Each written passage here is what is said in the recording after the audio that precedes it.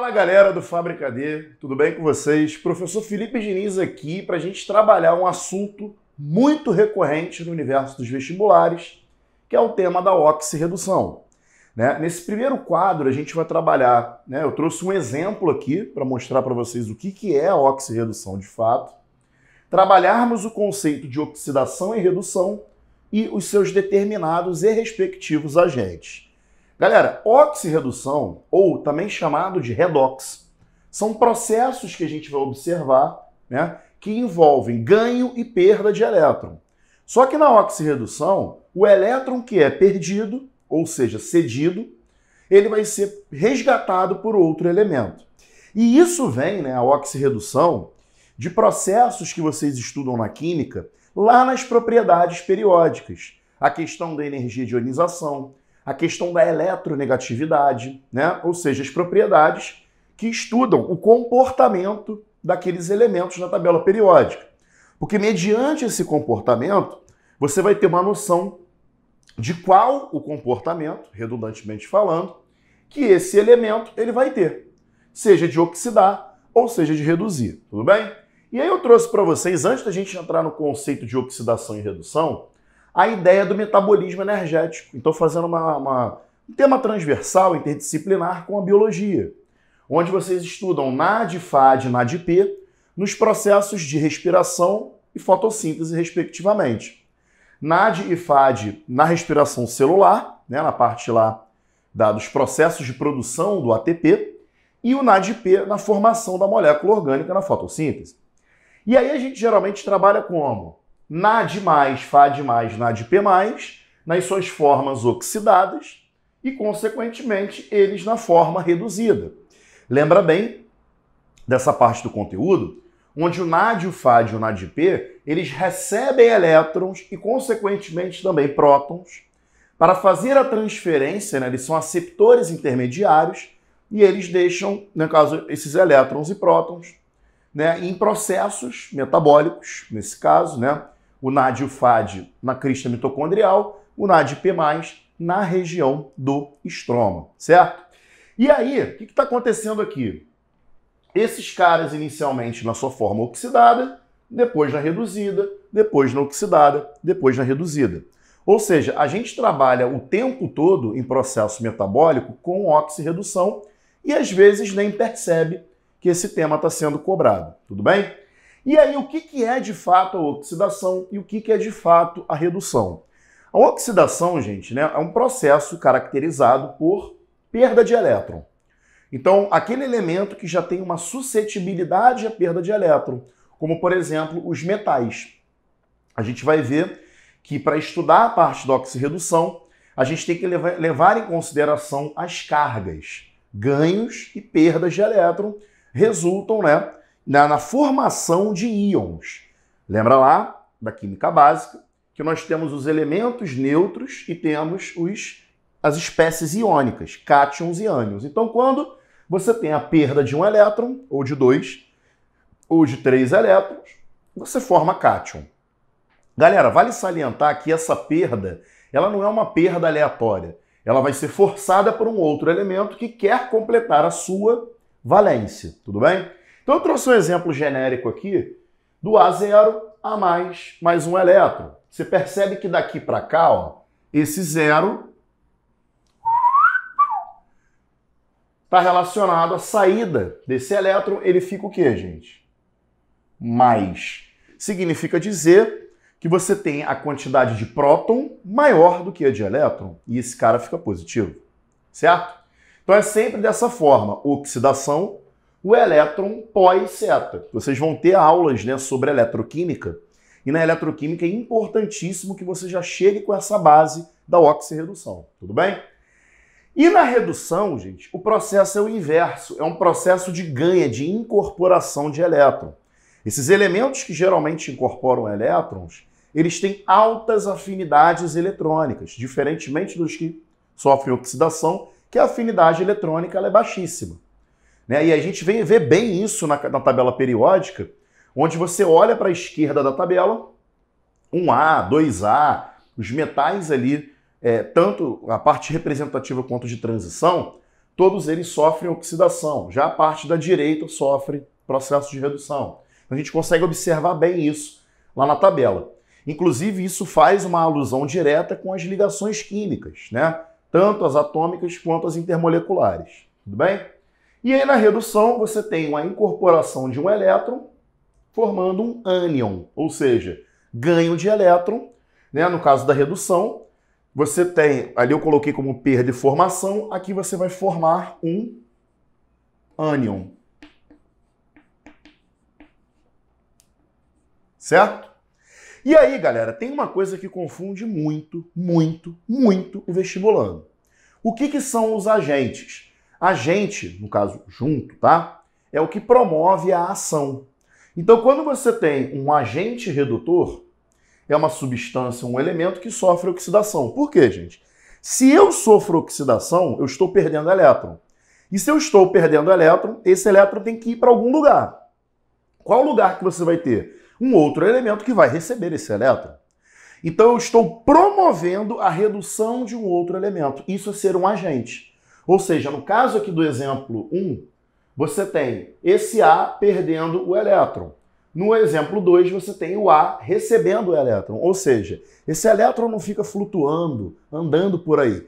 Ele sai de um elemento em direção ao outro. No entanto, que quando vocês estudam as ligações atômicas, a diferença básica entre iônica e covalente é que a iônica você tem a perda e o ganho do elétron de maneira, né, por exemplo, pegando um sódio e um cloro, a transferência ela é direta e não é reversível nesse caso, a não ser que você faça algum processo de eletrólise por cima disso, e no caso da covalente você tem um compartilhamento de elétrons naquela nuvem eletrônica. Ou seja, aqui a formação desse ânion está na redução, e a formação desse cátion, elas mostram de fato que é a oxidação, que é a redução. Só que, quando eu falo do agente redutor, você sempre vai pensar em quem sofre oxidação. Certo? Tudo bem? E no caso, o agente oxidante seria, né, aquele cara que sofre redução. Porque, na verdade, se ele está sofrendo redução, ele está promovendo uma oxidação de um outro elemento.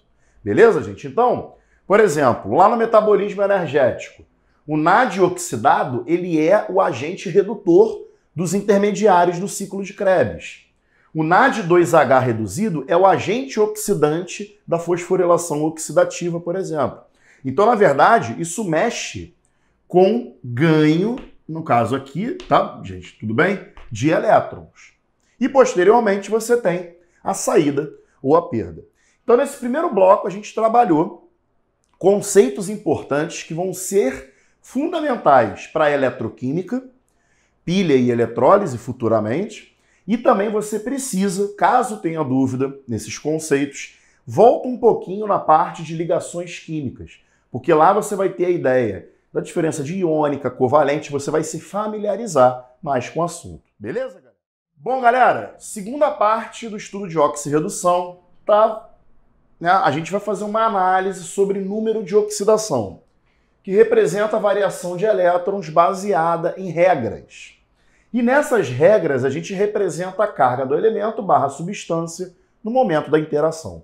Então eu coloquei algumas aqui em laranja, só que eu quero trocar uma ideia com vocês do seguinte, antes da gente ver as regrinhas. Basicamente, o número de oxidação, ele, né, uma substância simples, por exemplo, é igual a zero, porque você não tem diferença de eletronegatividade. Então você não tem cargas em si sendo trocadas. E se são, no caso aqui dentro do oxigênio, você tem mesma intensidade, né, em sentidos opostos, então isso se anula. Na A2A e, por exemplo, aqui, eu não cheguei a colocar, né, mas a gente vai comentar, um A2A e 3A, que seria do alumínio, o que você tem que pensar? São elementos metálicos, ou seja, eles cedem elétron. Se eles cedem elétron, eles ficam o quê, galera? Positivos. O hidrogênio, ele também cede elétron. Apesar dele, né, estar na família 1A, ele não é da família 1A. Mas ele também pode ser menos 1 quando for um hidreto. Ou seja, quando ele estiver ligado, por exemplo, ao metal. Ele tem uma eletronegatividade mais alta do que os metais. Então ele pode ser o quê? Mais 1 ou menos 1. Tudo bem? O oxigênio, geralmente menos 2. Por quê, galera? O oxigênio pode ser substância simples, ter NOx zero. Ele geralmente é menos 2 porque ele é o segundo elemento mais eletronegativo da tabela. Mas ele pode ser, por exemplo, menos 1, quando ele for peróxido, e menos meio quando for superóxido. E em óxidos com flúor, ele apresenta NOx positivo. Então ele pode ter essa variação. E basta você analisar o elemento que ele está interagindo. 5A, 6A e 7A é justamente o oposto do que a gente observa no 1A, 2A e alumínio. Porque, na verdade, aqui, esses elementos em si estão mais próximos dos gases nobres. Então, para eles, é muito mais interessante o ganho de elétron para atingir a estabilidade eletrônica do que, basicamente, eles perderem. Então, se você pega, por exemplo, aqui um fósforo, o que você prefere? Ganhar 3 ou perder 5? Ou na 6A, ganhar 2 ou perder 6? Ganhar 1 ou perder 7? Fica aí a reflexão. Se você fizer isso para a família 1A e 2A, o que você prefere? Perder 1 ou ganhar 7? Perder 2 ou ganhar 6? Para atingir a configuração do gás nobre. Tudo bem?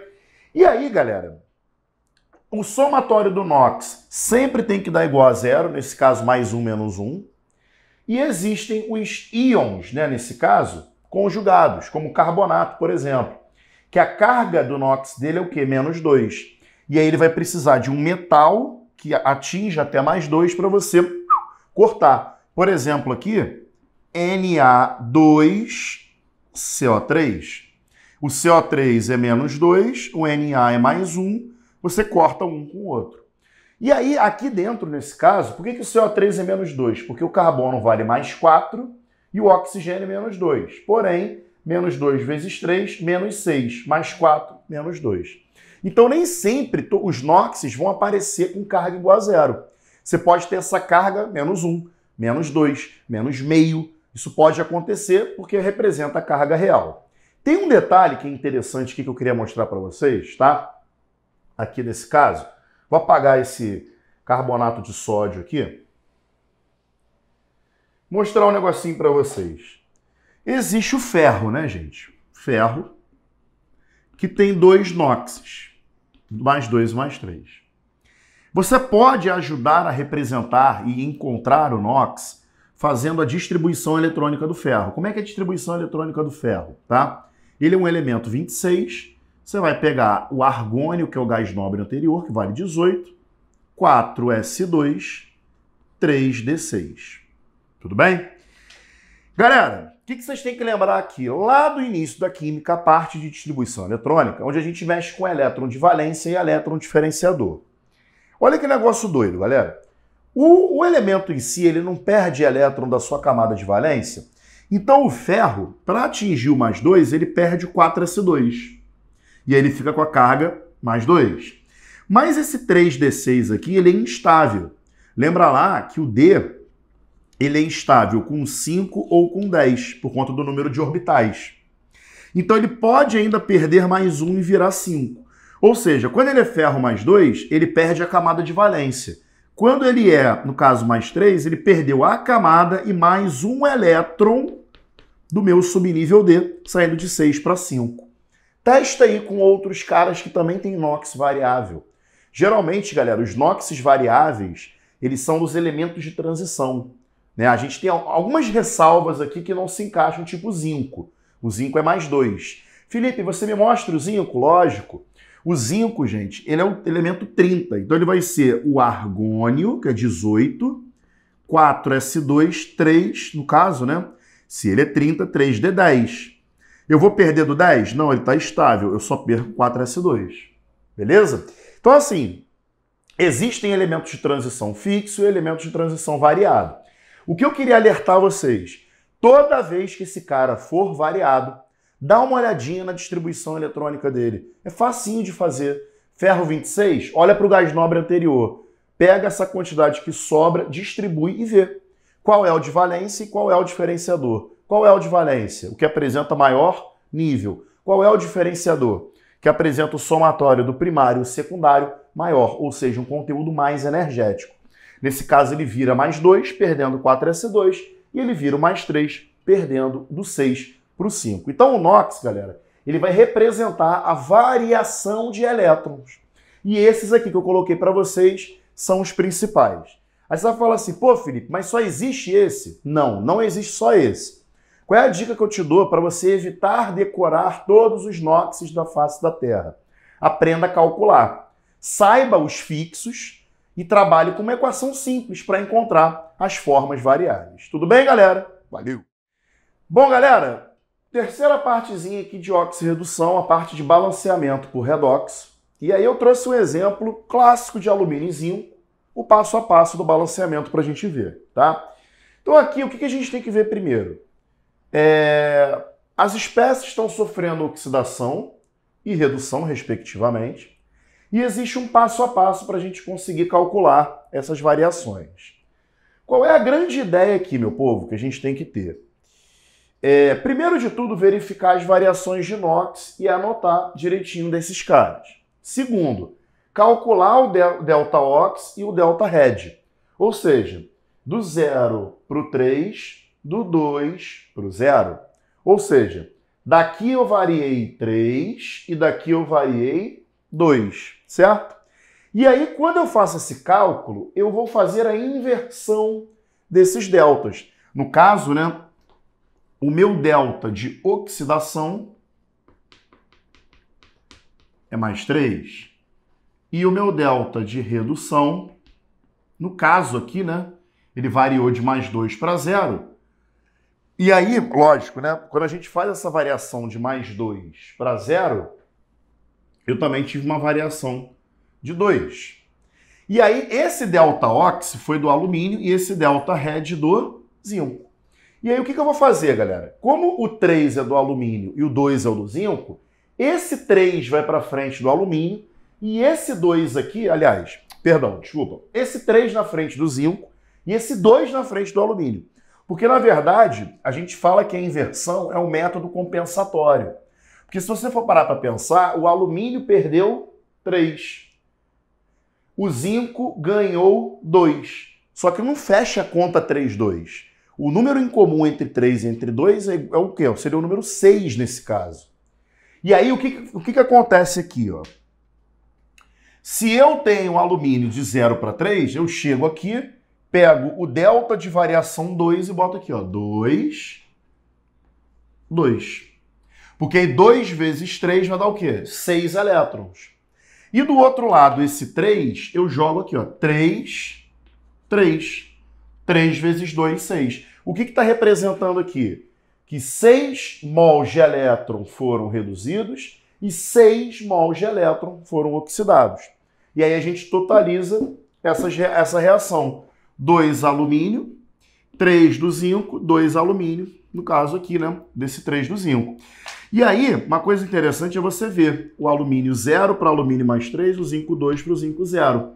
Isso está representando o seguinte, quando vocês forem estudar a parte de eletroquímica, as reações de eletroquímica, assim como as reações da estequiometria, tudo bem?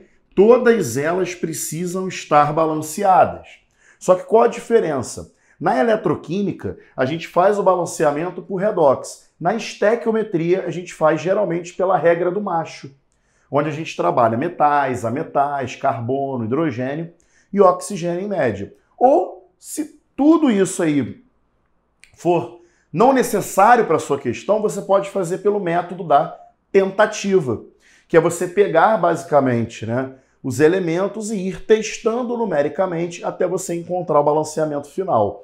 Como a gente está vendo questão de variação de número de oxidação, o melhor é calcula o NOx, vê a variação de oxidação, a variação de redução, inverte os deltas e essa inversão é compensatória.